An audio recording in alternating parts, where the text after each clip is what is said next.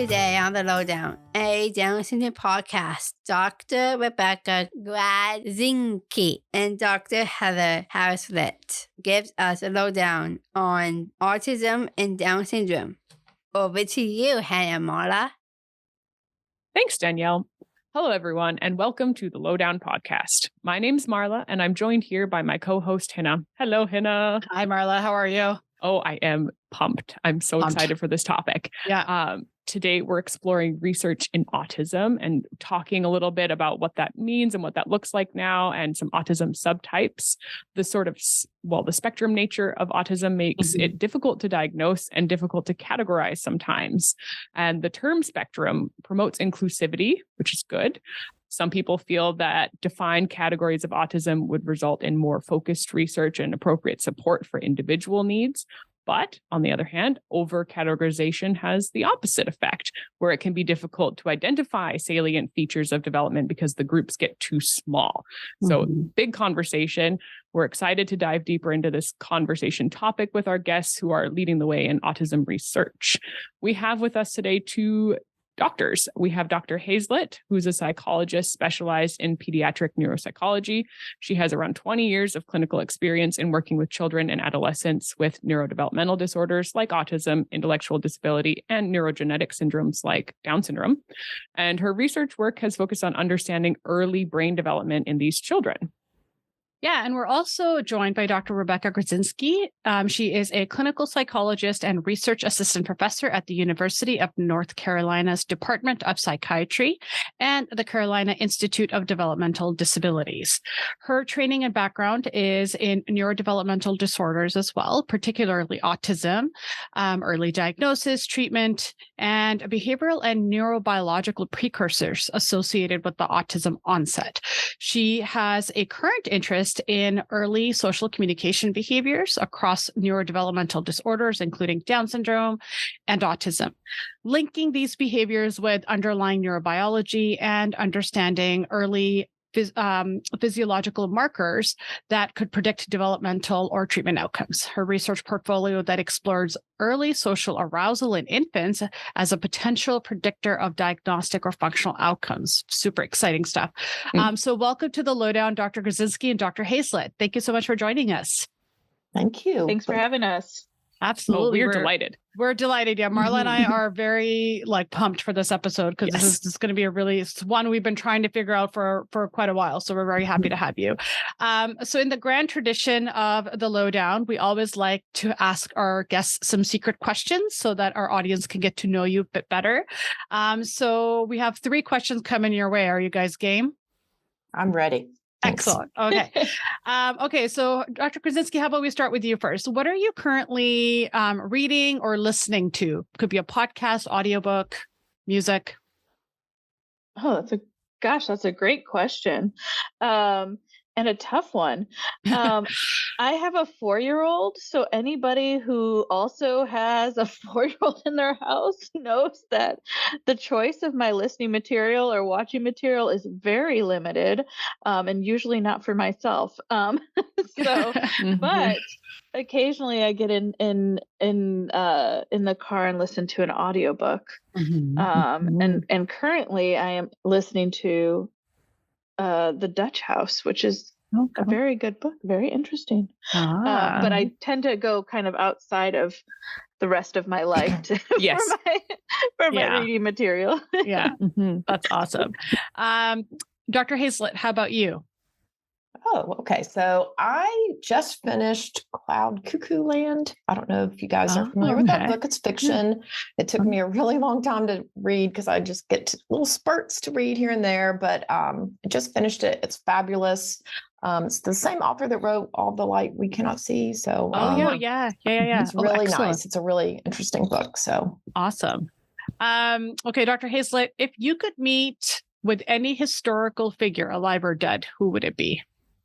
Oh my gosh. I was trying to guess what kind of secret questions we would get and didn't prepare myself. Anyone. I think that probably, this might sound a little silly, but just based on some history that I've been having to read and talk about with my husband, who's a huge history fanatic. Abraham Lincoln. Mm-hmm. Today, tomorrow that might be a different person, but he's been reading some historical, books, and so we got into a conversation about Abraham Lincoln. Yeah, so that's a good one, actually. I'm sure he will have stories to tell for sure. Yeah. Dr. Grudzinski, what about you? Oh, geez. Now you know you're both getting these questions. I know. Oh my goodness. There's so many people I would like to meet. It's hard to kind of narrow down the playing field. Let's see, alive or dead. That's interesting. I would probably like to meet, and she's alive, but Malala Yousafzai. Mm-hmm. I don't know if you guys are familiar with her, but I just find her to be very, very inspiring, and I don't know, because she's alive, it makes me feel like I have a chance one day. So like that could really happen. Yeah, put it out there in the universe. Yeah, exactly. Yeah. Malala's pretty great. That's also a really great answer. Okay, last question for both of you. This is a hard one. Favorite breakfast food? Dr. Grudzinski, would you like to take that one first? I'm a big omelet fan. If I go somewhere for breakfast, that's gonna be the choice. Love it. So yeah, an omelet. Yeah. Awesome. Dr. Hazlett, what about you? So it probably doesn't count as a food, but it is critical, and that is coffee. I have to have my totally counts. You could probably serve me any food. It's a food group, I'm pretty sure. I was just going to say, some people will classify it as a food group. So it's you are absolutely, category. yeah. That's so funny. I should have said tea, because I'm I can't survive my day without tea. Yeah. It almost broke my relationship earlier in the day when we ran out of we had this much left of milk, and I was like, do you realize it's 10 p.m. and I have a podcast to do? Yeah. This is not okay. Yeah. Love that. Well, thank you so much for kind of playing along with us on that. It's just kind of nice for our listeners to get to know you as humans as well.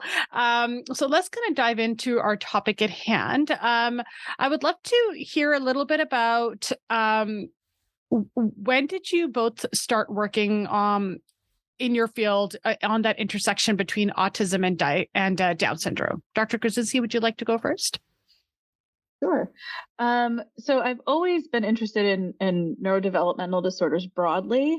The opportunities that exist to study these overlaps, there's not a whole lot of them. There's not a whole lot of people that are kind of doing cross disorder work that you can train with and learn from.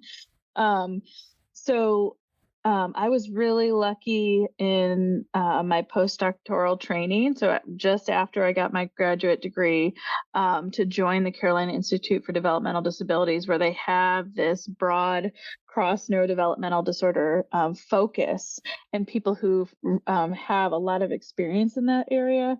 And so that is when I really started to grow my my knowledge in cross disorder understanding, really. So it was, and for me, that was fairly recent. I mean, that was probably 2017-ish that I started learning more beyond just the focus on autism, which had been there's a lot of people who study just one disorder out there. And so it's really nice to be able to work with experts across disorders like Dr. Hazlett. Yeah. Dr. Hazlett, what about you? Yeah, so I would say, we are at the Carolina Institute for Developmental Disabilities together, Dr. Grudzinski and I, and it is a unique place, at least here in North Carolina, in that it is geared towards looking at children that are more complex. They may have other, not just one disorder or one syndrome or one problem or concern. And so it's always been a very interesting place to be, because we really tackle a lot of interesting questions, and we see a lot of really, great families. And so, but I would say when we really started embarking on this sort of intersection between autism and Down syndrome, we were, I would say probably around 2018, we were lucky to get this foundation grant to study and very young children, infants with Down syndrome, and think about that intersection between children with Down syndrome, infants with Down syndrome, how they might develop and how that might look different than children or infants with autism. And this foundation really, I don't want to say they stuck their neck out, but we really had to convince them that this was an important question for them to fund. They're very interested in mental health questions and concerns, and we sort of had to convince them, help us think and understand more about Down syndrome. It was really sort of, I don't want to say neglected, but it was under researched and under examined, at least in our neck of the woods down here at the time. Yeah. And I think the sheer complexity of both Down syndrome and autism, I mean, it's evident in why it's so difficult to diagnose. And we've talked about diagnostic overshadowing in previous episodes of the Lowdown. It just makes it all the more important for that research to happen because there are so many different pieces kind of working at the same time. So it's really great to see that kind of work is becoming more prevalent now. Thanks to people like yourselves. Can you tell our listeners a little bit about, just for people that may not be aware or might be new to autism and Down syndrome, a little bit about the brain physiology of somebody like with autism and what the picture looks like with the Down syndrome component added to it? I will let anyone who'd like to take this first. You guys are welcome to. We'll probably tag team this one. Sure. I think sort of pointing out Dr.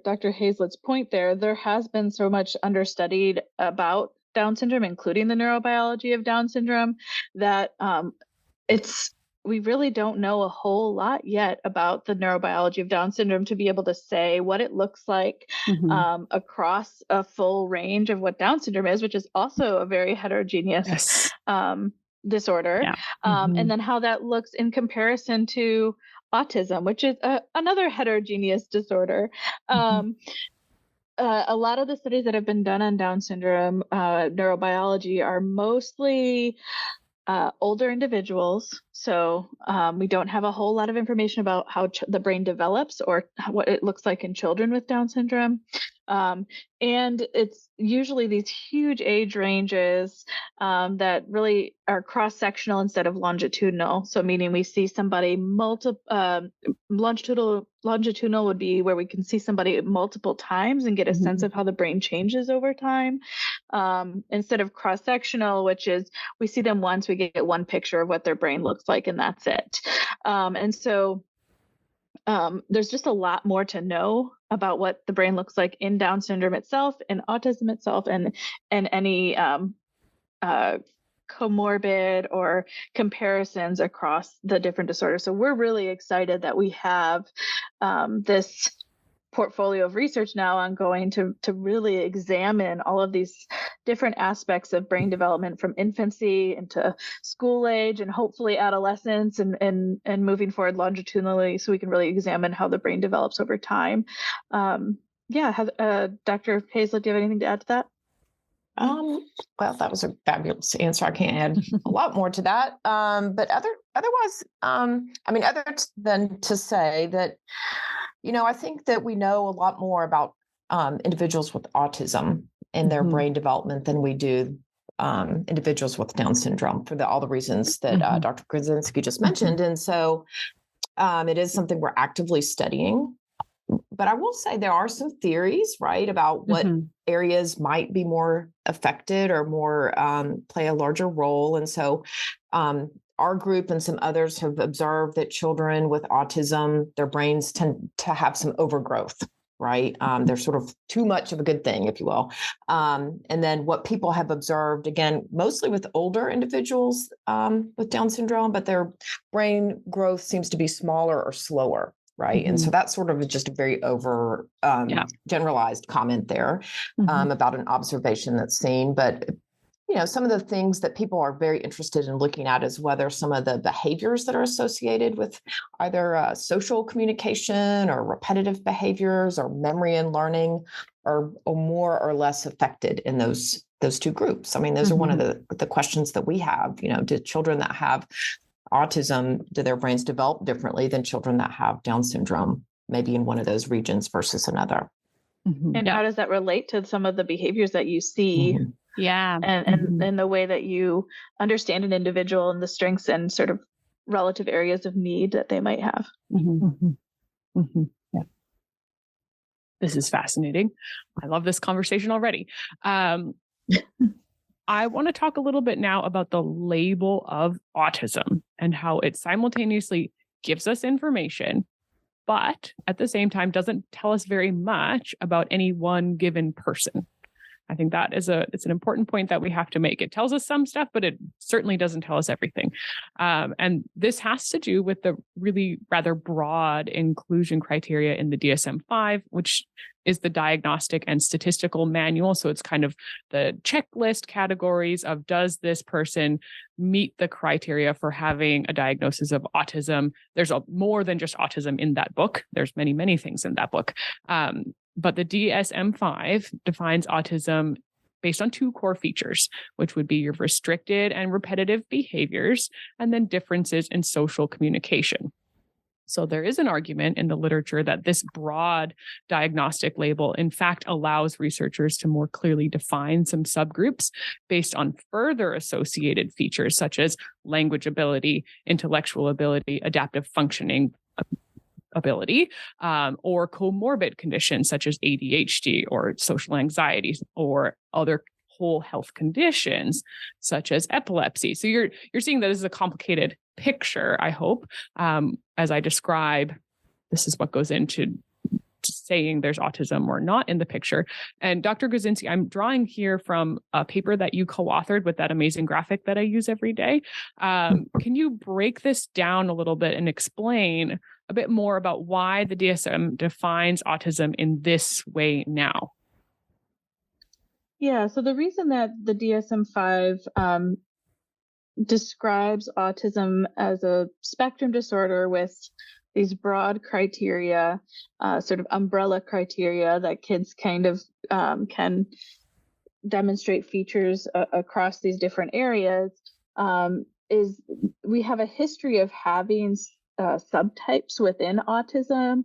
Some of you may be familiar with some of the previous terminology that was used to diagnose autism, such as autistic disorder, pervasive developmental disorder, not otherwise specified, or PDD-NOS, or Asperger's disorder. You may be familiar with some of those terms that were used historically.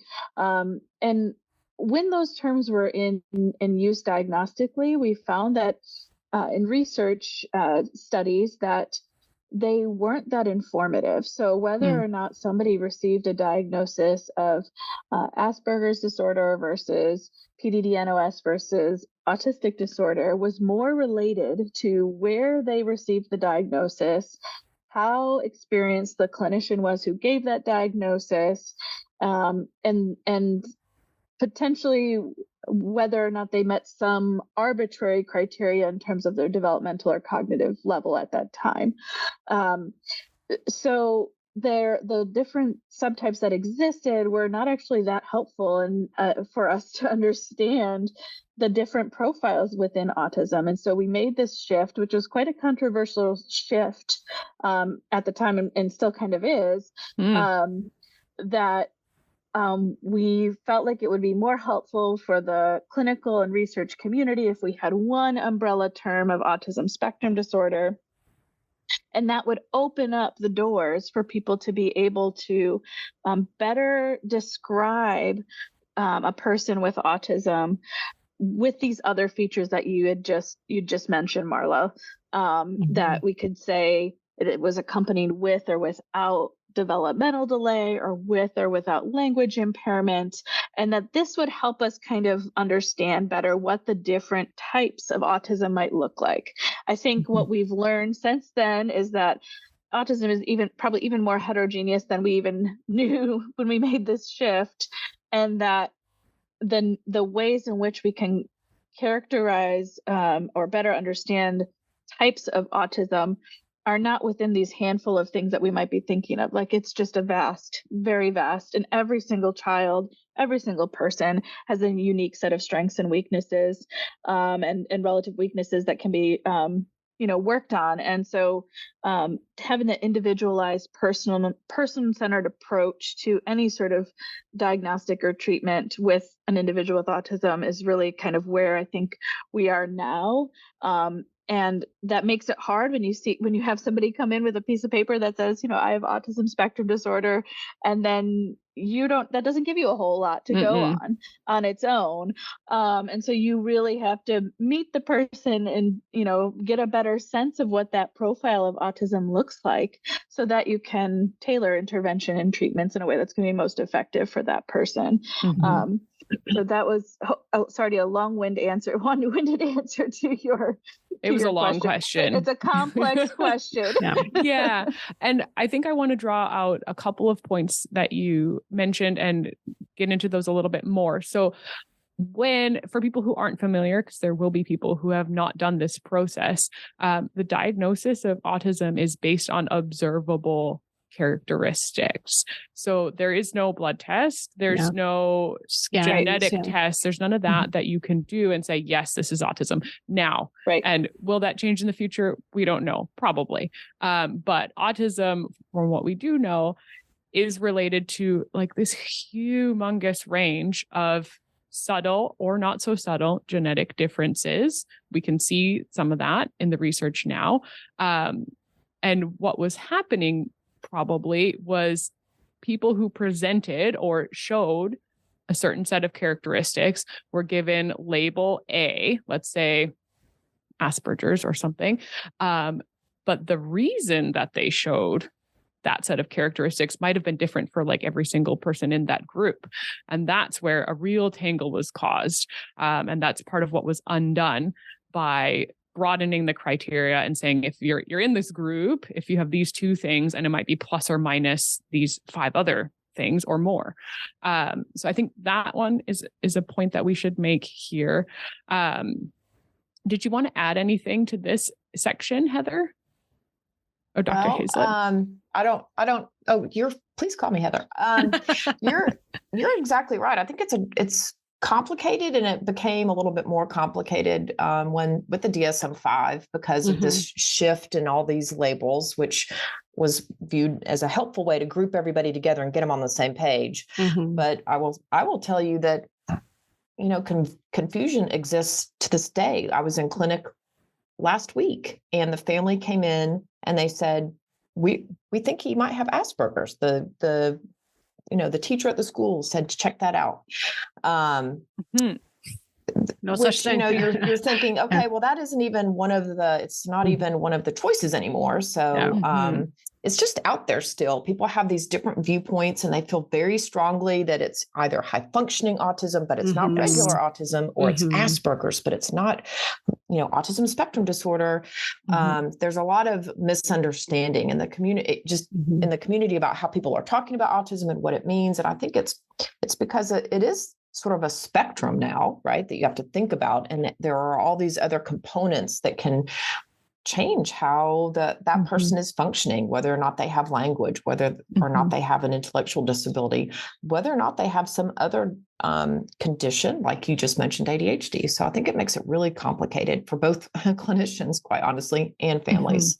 And I think it's not even one, just thinking about this, how we see this in the clinic, it's not that it's even one spectrum. If you think about, we call it autism spectrum disorder as if it's one sort of linear thing. And it's really, really not. It's more like a, color wheel where all the colors represent maybe one aspect or one behavior or domain. And someone can go across different shades of that color across all of those different domains. So if you think about a person having multiple points within that color wheel and that spectrum as strengths and relative areas to work on, it becomes a very complex presentation. So I just, that's kind of how we envision it, I think, more in a clinical sense, in a more person-centered approach. I think there are some of those graphics that are available. We'll attach some of them as part of the show notes here so people can get a visual for what Dr. Grudzinski is talking about there. Mm-hmm. I was going to also say that I think from what Dr. Hazlett was saying earlier, that I think we have become so comfortable categorizing people because it helps us figure out, okay, if you have Asperger's, like you said, this is what your profile is. If you have this form of autism, this is what your profile is. And people are very comfortable with having people in like little groupings because it helps, at least they think that it helps them figure out interventions and how to support them and everything, because it's like almost like a little to do thing for this group and a little. So I think once it became this big wide spectrum and the positives were like more inclusivity and understanding the autistic community better and allowing them to express themselves and be accepted on a wider scale, it's a lot of the old school people are just like, oh, but what about the groups? Because I rely on the groups to kind of help me figure out how I'm going to support them. Is that kind of something you're finding as well in working with your families, that a lot of the times they want those categories so that they can help figure out how to support their loved one? I think you're exactly right. I think those categories, they served a purpose, and it does help in communicating what needs or what services and supports people might need. But again, I think our struggle is to use the current labels.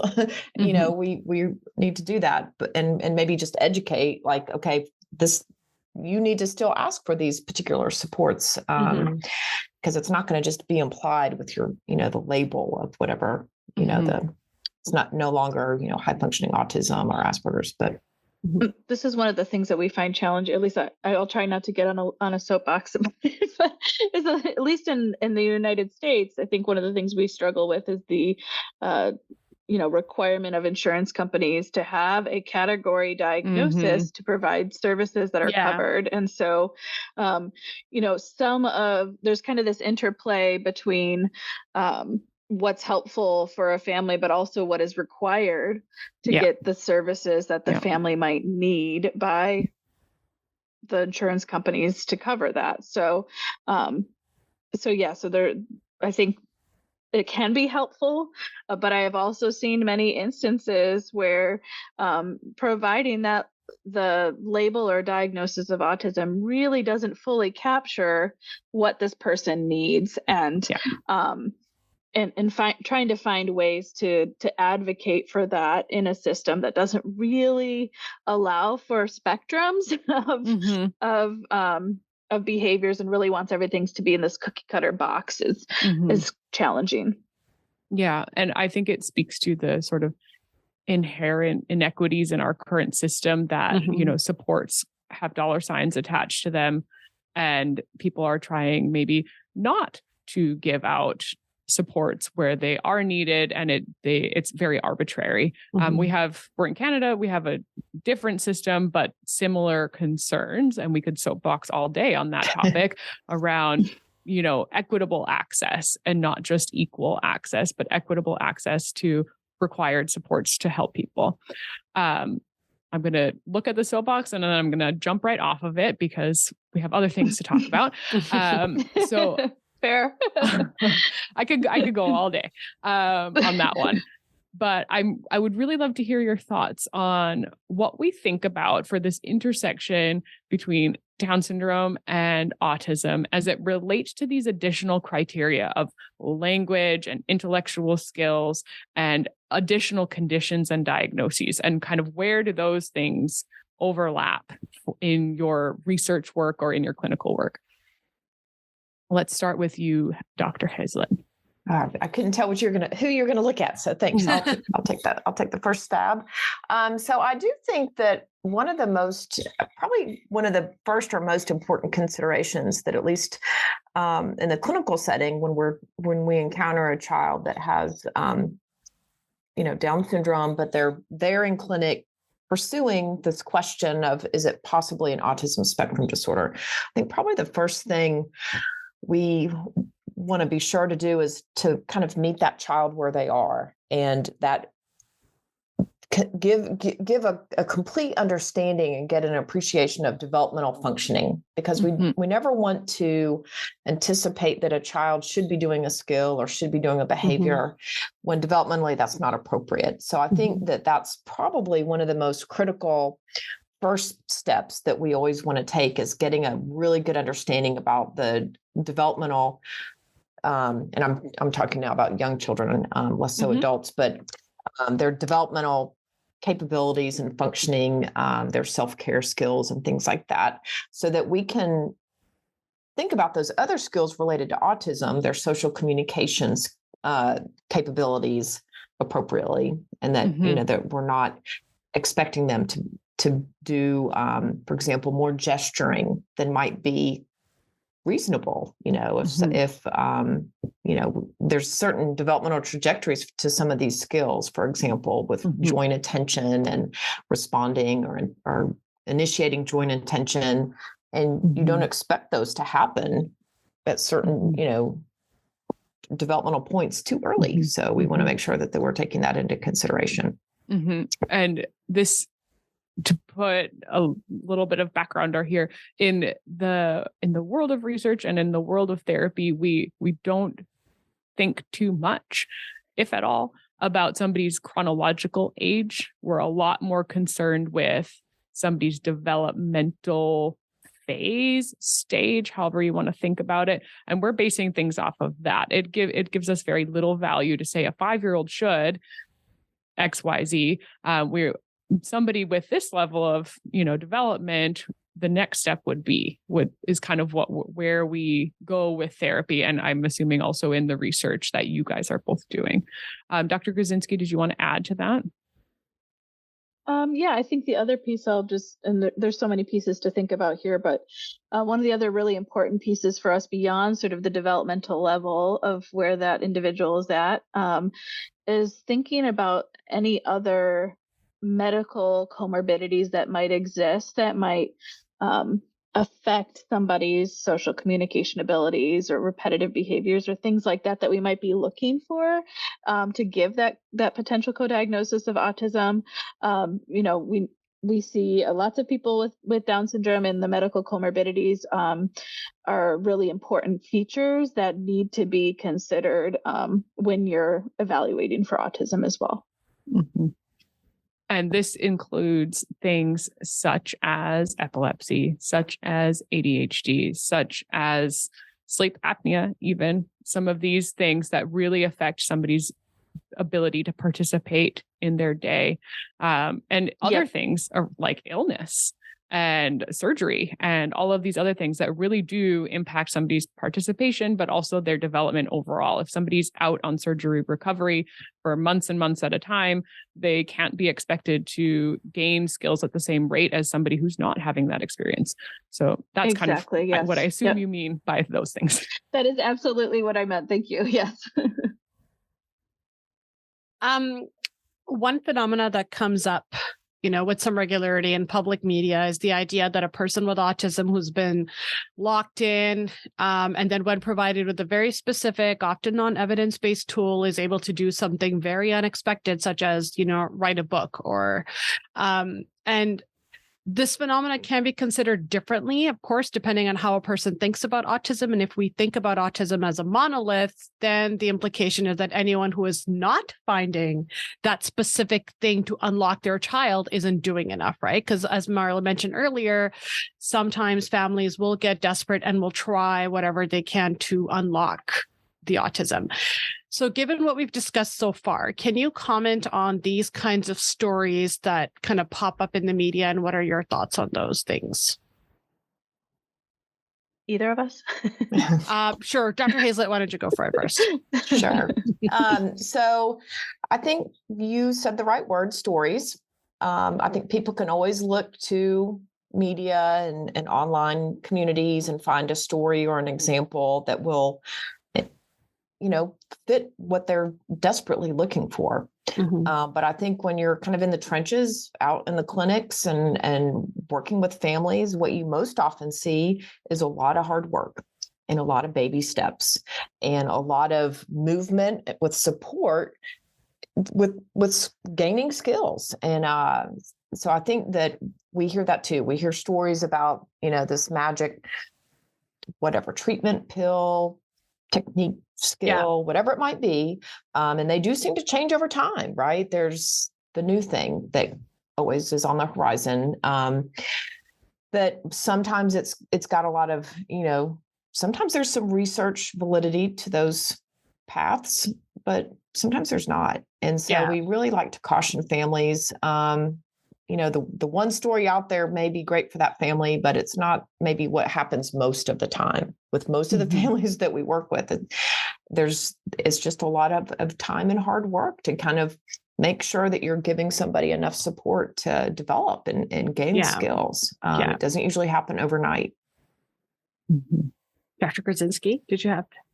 Yeah, I mean, I think I 100% agree with what Dr. Hazlett has said. I think that these stories or these experiences that people have had are obviously intriguing and very important for us to take what we can from those. But also recognize that they're not representative of the broader community that we see typically in the clinic and in research, and that it is hard work. And oftentimes the change that we see happen and the improvement we see happen it's not always linear. I think that's another challenge that families have, that not only is there this expectation that there's this magic thing that's going to unlock and everything's going to change and be better, but also that a skill growth in one area is going to compile linearly to the next area, to the next area, to the next area. And I think the reality is, this isn't autism or Down syndrome specific. This is just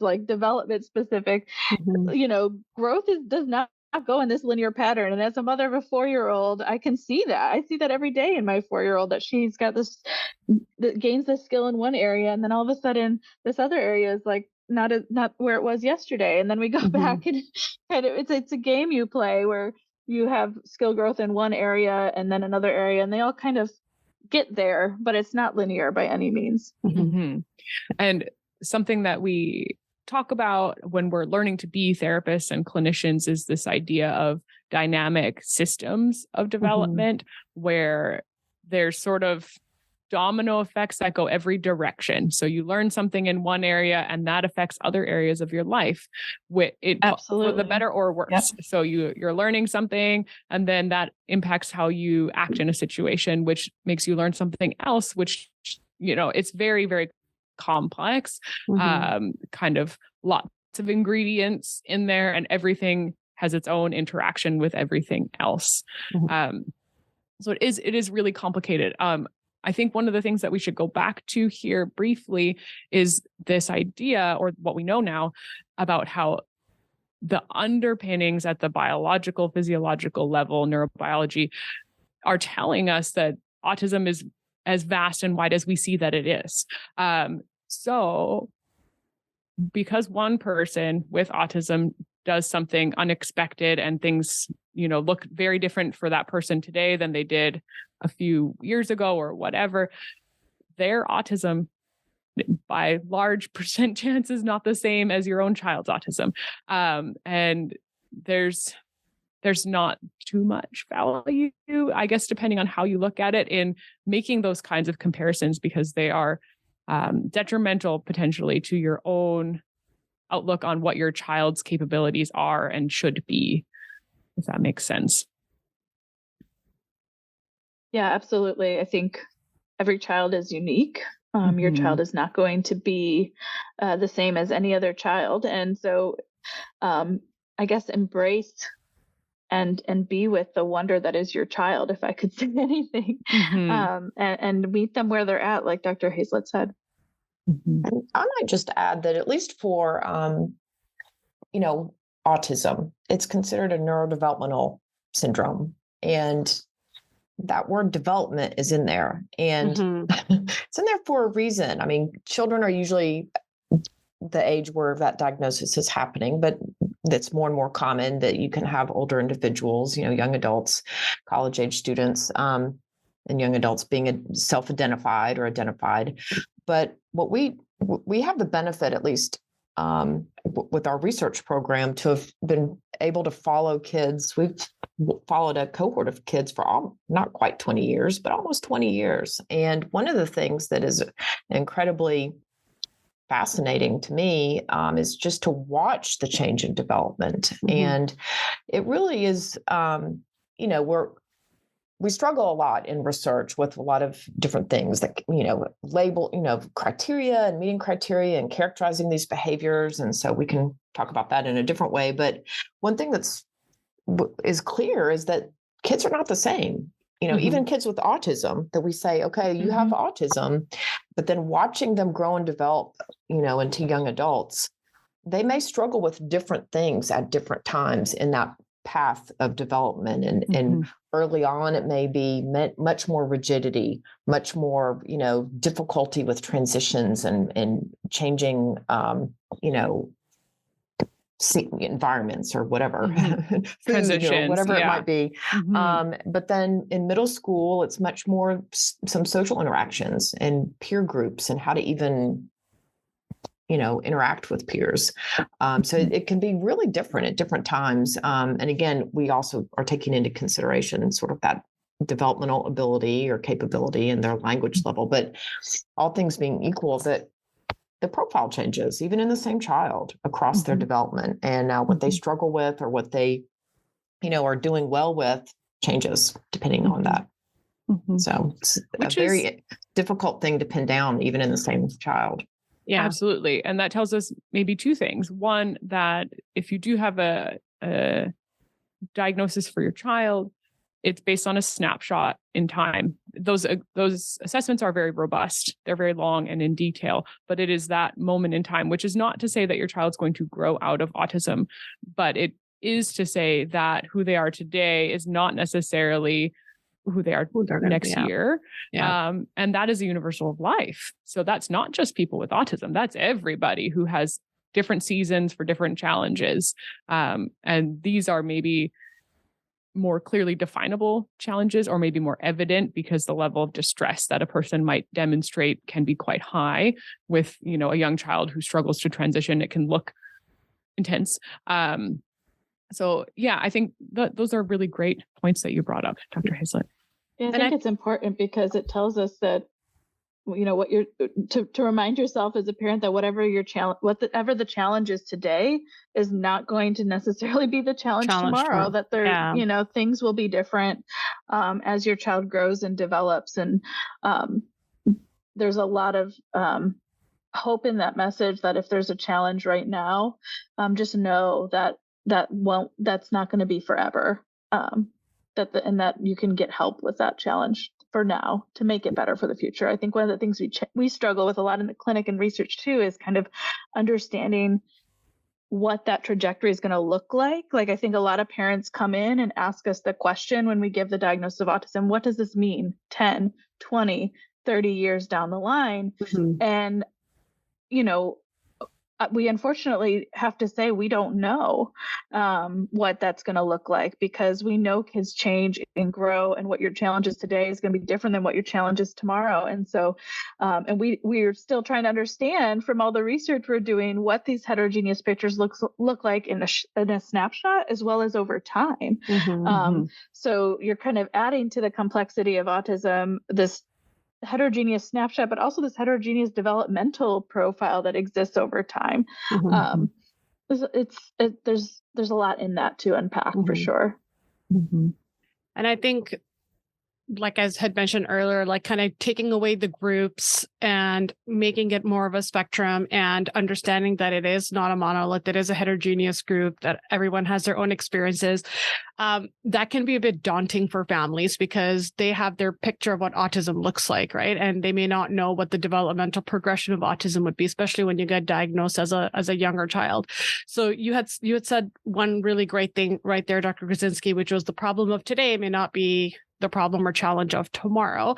What is some of the other things that you would like for families and caregivers to keep in mind if they are listening and they're like, okay, I have my, let's say, 4-year-old that has a diagnosis of Down syndrome and autism, and I can't mentally picture what it's going to look like when they're 12 or when they're 16 or when they're 19. What are some of the things you'd like for them to keep in mind as they kind of work with their child as they get older? That's a great question. Yeah. it's a challenge that I think every parent has, no matter what. This is a universal parenting question in lots of ways. In my mind, my first thing to try to challenge myself as a parent and other parents is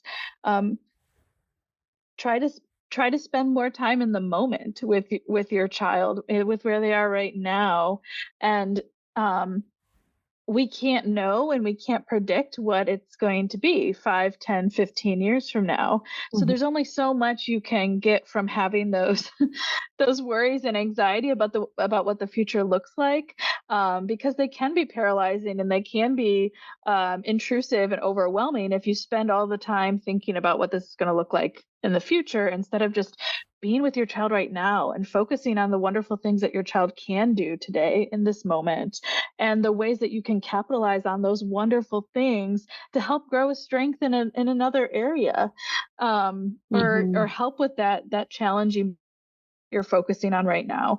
And with the help and support of professionals in the field, they can help you focus on that, whatever that challenge is today, to try to help it make sure that what tomorrow looks like is different and feels better. But being in the moment today with your child is going to give you so much more pleasure and joy and optimism than thinking about 5, 10, 15 years when we don't know. Like, we really just, we just don't know for any of us. Yeah, absolutely. Dr. Hazlett, did you want to add anything as well? Well, maybe I'll take us in a slightly different direction. Yes. Because what I would tell parents that have that dual diagnosis, that are worried about, what does this mean and the trajectory. I think one of the things I like to stress with families is, might sound terrible, but to take advantage of the additional resources that are available. We tell people that all the time. I don't think it's terrible. We tell people all the time. All the time. I'm not alone. But yeah, I think here, we're in North Carolina, and while there are resources and support groups focused on Down syndrome, we happen to be in a very autism saturated area.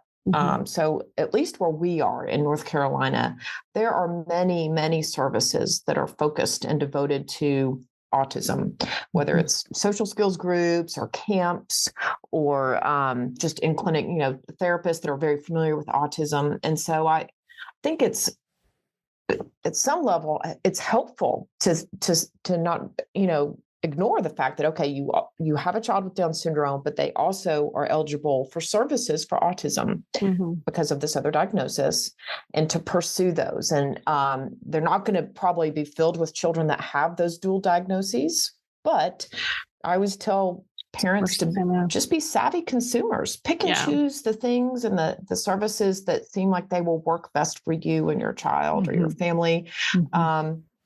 Because now you have, those doors are open, right? And not every, quite honestly, I say this to families that have children with just autism. Not all the services are appropriate, maybe for that particular child with autism. So maybe there's services that are very much focused on young children and their child is a teenager, or they're focused on nonverbal supports and their child is fully verbal.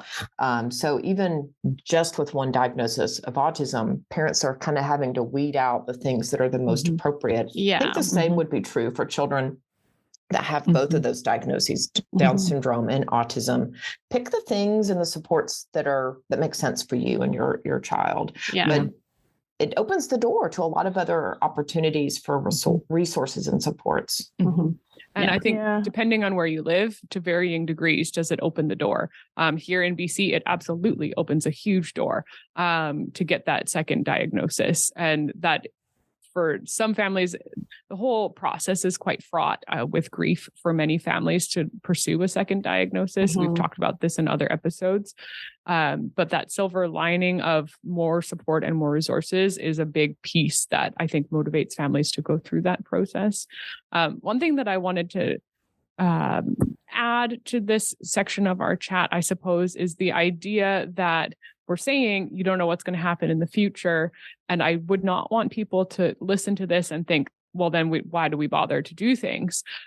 Because we absolutely do bother, because like we said before, if we are thinking about this dynamic system, what we as the caregivers and parents do have control over are the ingredients that we add into that mix that we know are going to have these knock-on, bounce around effects and interactions with the other areas of development. So I would encourage parents to lean into the supports and the therapies or whatever that they feel are making their child happier, calmer, more able to participate, and if you think about it with that lens of like, what's helping my child? What do I see that's positively impacting their development right now? We can extend the lens a little bit there and think, okay, that's probably also going to benefit them in the future. Then what I'm doing now is helping their future develop. If that makes sense. It's a lot of metaphors. I use them all.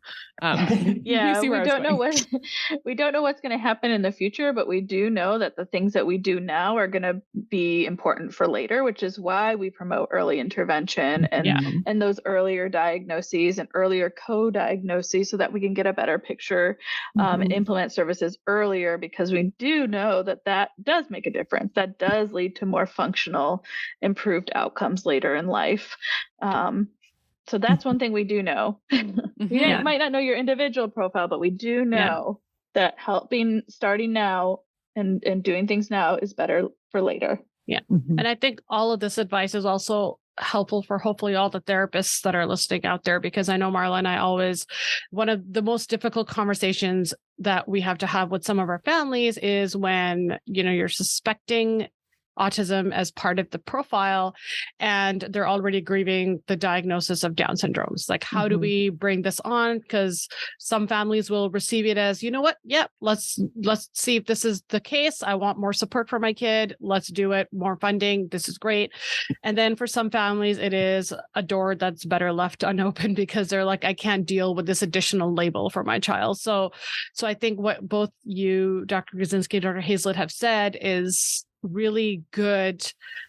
It's a really good start to having that conversation with families and breaking in through to that, like, how do we even brace the subject with families? But did you have any other advice for therapists perhaps that are listening out there on how to manage this kind of a conversation with families and how to explain to them what the possible picture could look like? Dr. Hazlett, would you like to take that? Sure, I'll start. Well, I do like to. I would encourage the clinicians listening, one, to just be on the lookout for autism. That it is possible to have a diagnosis of autism along with Down syndrome. So I think sometimes we encounter people in the community that don't appreciate that they could overlap. So that is one thing I would encourage people, that, always be on the lookout for that. And then just to emphasize that additional support, and that it provides those maybe new or sort of a different strategy or a different approach that would benefit that child. Right. So I think that's really the intention with this, the addition of autism. It's not just adding a label, it's adding not only the resources, but also some tools and approaches to teaching and supporting that child that should help them. Right. That's what I would want to encourage people to remember. Dr. Grudzinski, I mean, I would just add to that, or maybe just agree with everything Dr. Hazlett said. I think adding that diagnosis is really to help the families and treatment providers understand that the way that this person might learn, or the way that this person might benefit more from tailoring of treatments or interventions. And so it's not just the label for the sake of a label. It's a label that we're hoping is going to inform people that are going to be able to tailor a treatment to be maximally beneficial. And I am very excited that you guys are having this podcast and having this conversation, because I think it is a representation of what we've been seeing in the community, with just a growing understanding and interest in this overlap between Down syndrome and autism, that it might even exist. I mean, it wasn't that long ago that people really didn't understand and didn't believe that there could be this comorbidity. And so I think that growing interest, and I've been talking to people, stakeholders in the community and organizations in the community that have historically been very focused on either autism or Down syndrome. And they're now becoming a lot more aware of the need for this sort of cross disorder representation and supports. And so I think it's a good sign that we're getting to the point where these things are growing and there is more of a community for people with this co-diagnosis and families that are dealing with a co-diagnosis. Yeah. And that's really indicative with, now that the new healthcare guidelines for Down syndrome have included, for physicians to look out for signs of autism early on too, right? So it's very indicative of that. And I know that in a previous episode, Marla and I did with Dr. Spinazzi, and Marla, correct me if I'm wrong, but I think she had said, we basically assume that every person with Down syndrome has autism, and it's like a diagnosis of exclusion, right? Like, let's just assume, because the prevalence is higher, so it is with that mindset, we're disproving autism now for somebody with Down syndrome because of that. So it's I'm curious to hear your thoughts from both of you around what in my mind I call a diagnostic cascade, which is not a technical term. It's just how my mind says it, which is once there is a dual diagnosis on board that everybody is recognizing, the likelihood of adding potentially more diagnoses in my clinical experience increases significantly. And I'm talking about things like anxiety and ADHD and OCD and these kind of more mental health disorders or challenges, we could call them, and that the likelihood that somebody has more things going on based off of the sort of original two increases a lot. And I'm wondering if that plays out in your research at all, whether you're seeing any of those additional conditions popping up. It's primarily in the adolescent period and young adulthood period that we see these criteria are also met here. If you're seeing that at all. Well, Marla, I would say yes. The short answer. But your question was making me think why, so you're absolutely right. You're right. I see that too. So you see a kid, maybe a little bit older, a teen, and all of a sudden their list of things that they're coming in for, that they bring to the table is a lot longer, than when they were younger even. But I kind of feel like it's a little bit the intersection with the way that and again, we're in the US, you're in Canada, but I think some of our systems are shared, at least in the approach, is the intersection with psychiatry and how some of those conditions are treated. So I think children with Down syndrome often have issues with attention. Do you call it ADHD?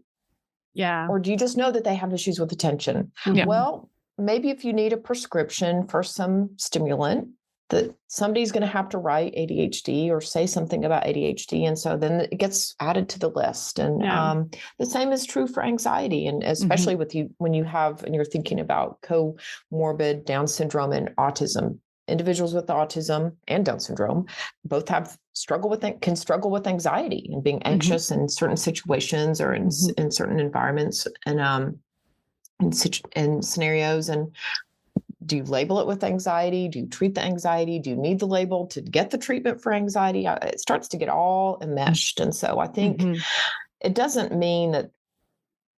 So I think that a little bit of it is our medical model of treatment and insurance reimbursement, that you start to need more labels to get more treatments paid for through insurance. But they're not new. I don't think those observations of the types of things that children struggle with, being anxious, having attention problems, having issues with mood, are new. People have talked about those for a long time as being concerns that could be there. But the way that we get those labels and the reason, I think, is a little bit driven by the model that we have, that we work with.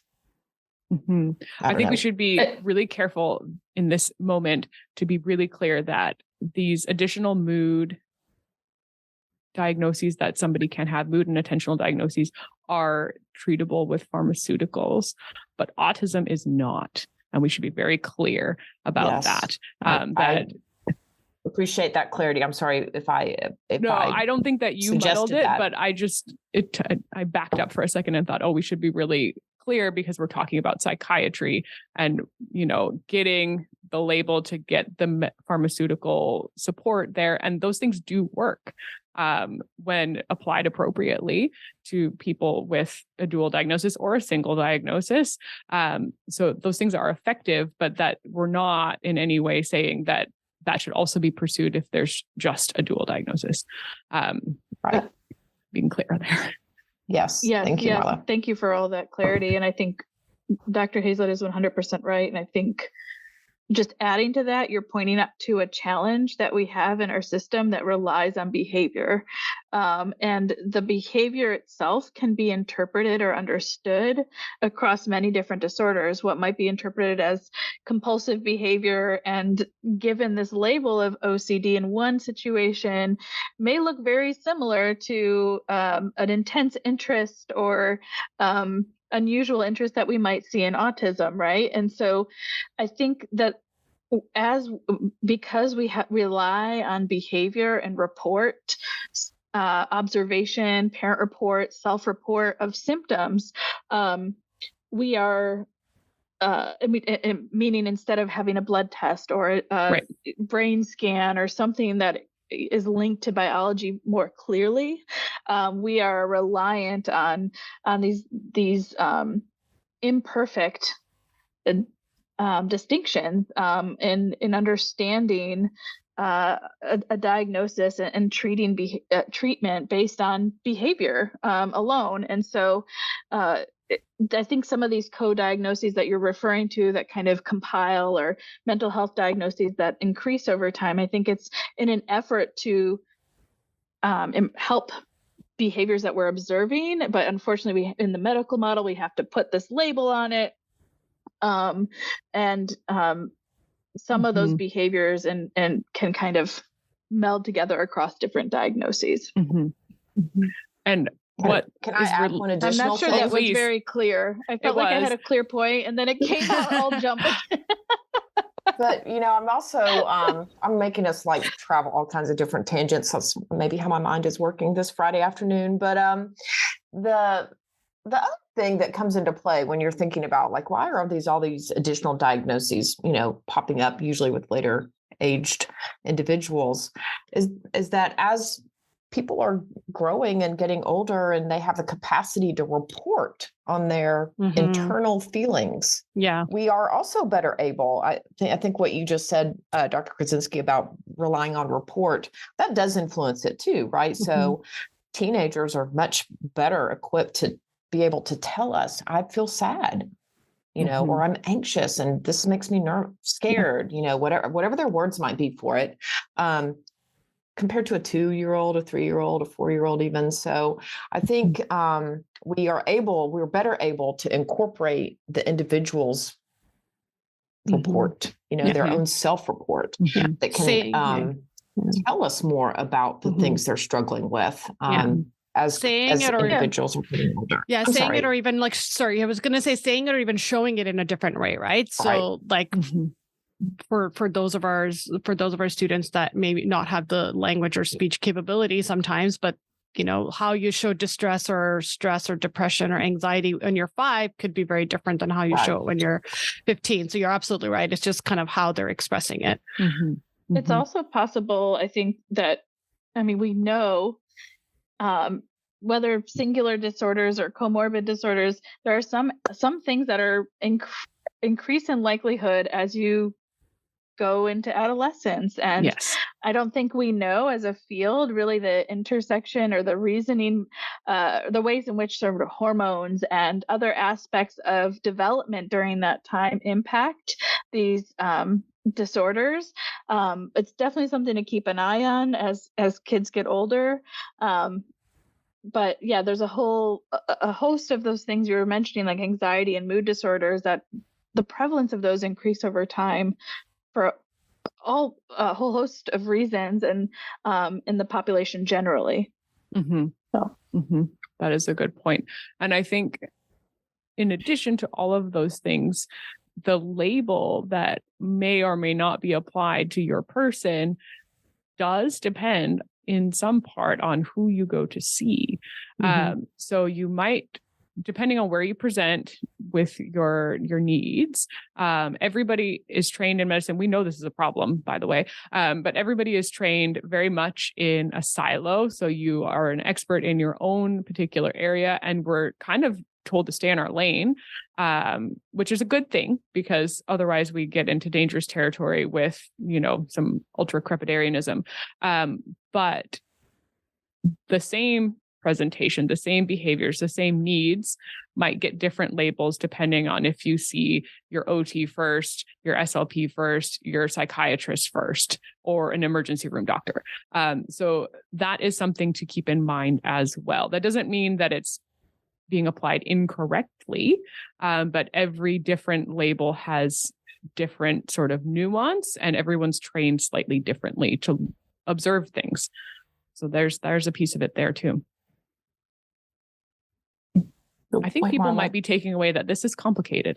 Hopefully that's the way, I should rephrase when you asked us what was the one thing to take away. Maybe that's the best word to explain it, is that it's complicated. I feel like you brought us on to Ed Clarity, and we've just been dumping on complications to you. To the situation. So no, I think this conversation is really serving its purpose, which is, Hina and I know that this area is exceptionally complicated and cannot be reduced to, 2 takeaway points. And we would love for that knowledge to be very widespread. Yeah. So. And I think the fact that it is more complicated will hopefully get people to think more about it and not see it as in silos or in groups or in categories. Like that's the whole point, is for you to understand that the true nature and the true nature of the spectrum of what we're talking about, for lack of a better word. So yeah. Let's talk a bit about the future, just as we told parents to not do. But let's talk about the future of research, and what does it look like? What's your time horizon in the 5 or 10 year range? What are you hoping will develop out of your projects at this point? Let's start with you, Dr. Hazlett.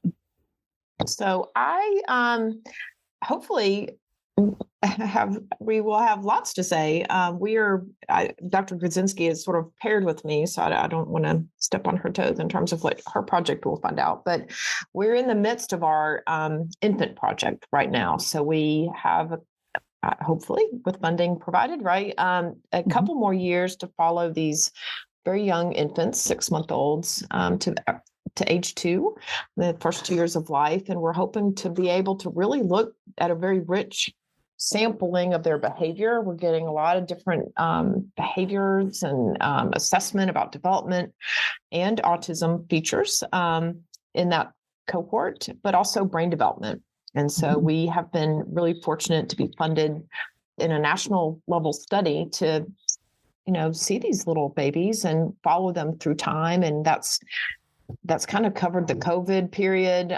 So families have really stuck with us, and they have to travel with the baby to our sites. There's 4 sites that we have across the U.S. And so it's been a real labor of love just to even get the study to continue going despite some of these challenges with the pandemic.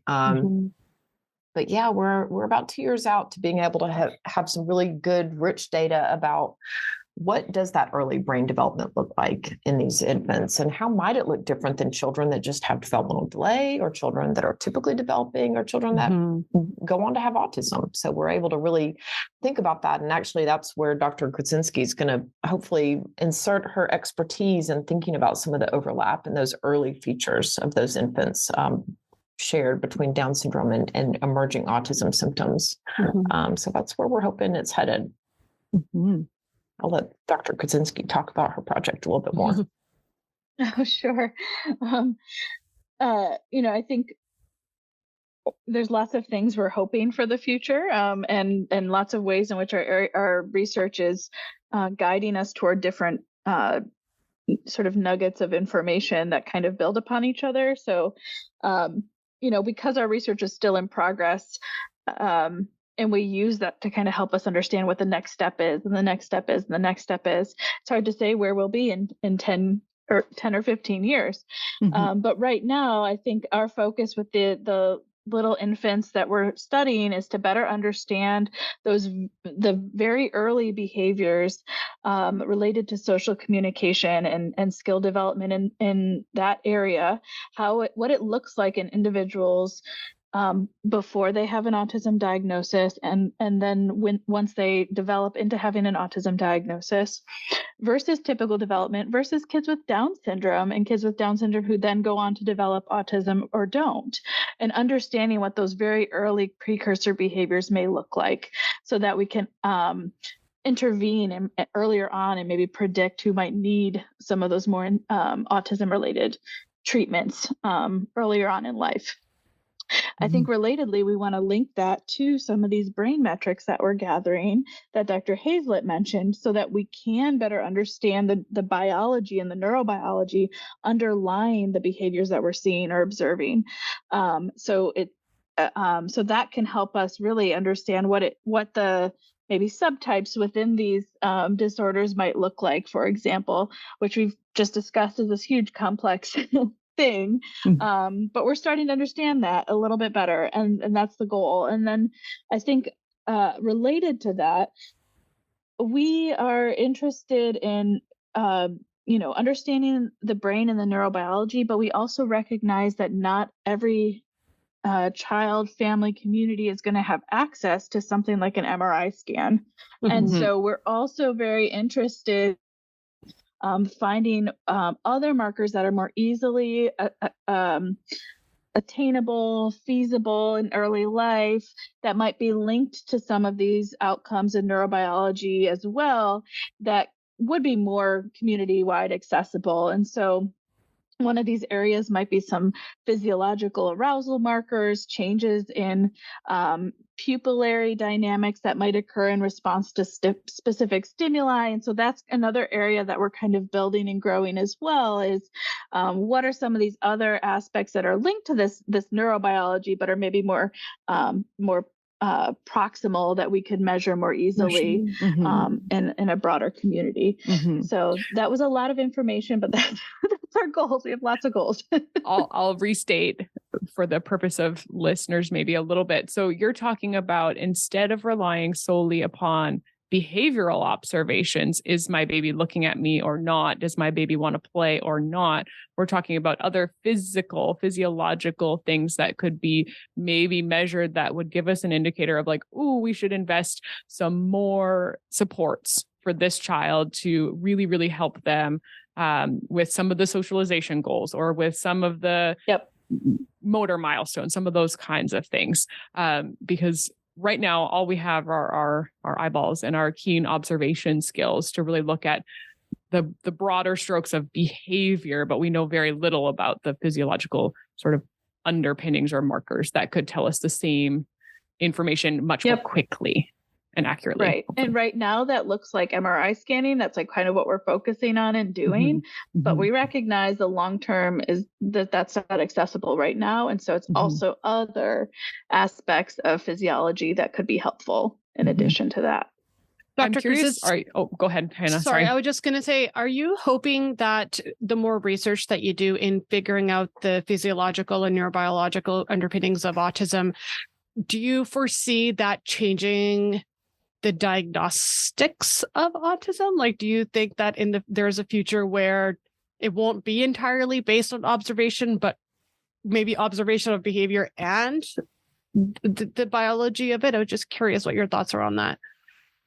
Yeah, I think that's a great question. And that's our long-term goal. I think that's been a lot of the research field's long-term goal for quite some time. I mean, I remember attending conferences 15 years ago on the genetics, and when that was really building up in the field of autism, and having the experts speak about how I remember somebody saying, in 10 years, we will know the genes of the genetics of autism.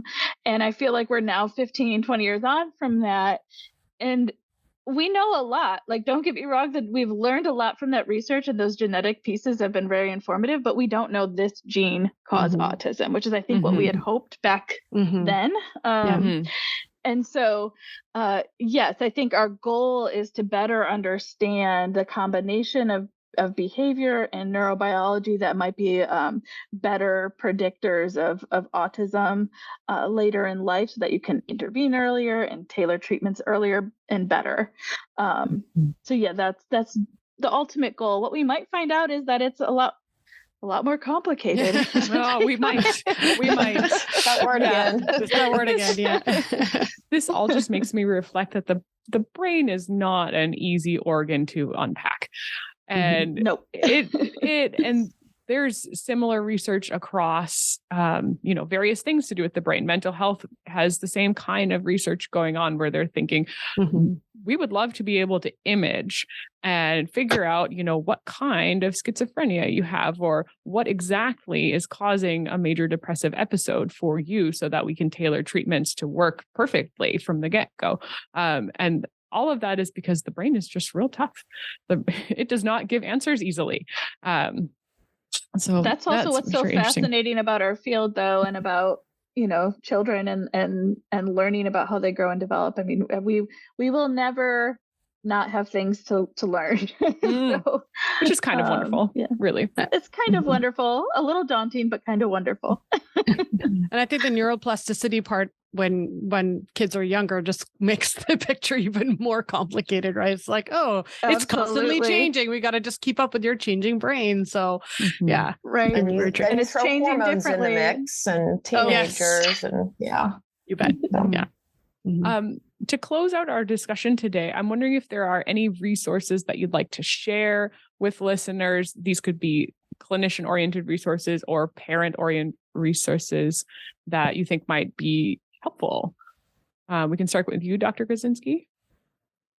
I'm sure. I think one of the maybe resources that I've found helpful for many families who are interested in whether or not their child may or may not be showing symptoms of autism is the Autism Navigator website. I don't know if you guys have been to that website. It's based out of Florida State University and Dr. Amy Weatherby's amazing research.